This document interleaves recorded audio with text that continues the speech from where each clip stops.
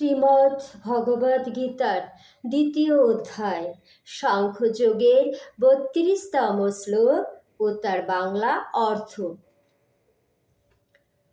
যদৃচ্ছয়া চৌপপন্নং স্বর্গদ্বারম পাবৃত্তম সুখিনঃ ক্ষত্রিয়া Partha লভন্তে যুদ্ধমদৃশ্যম।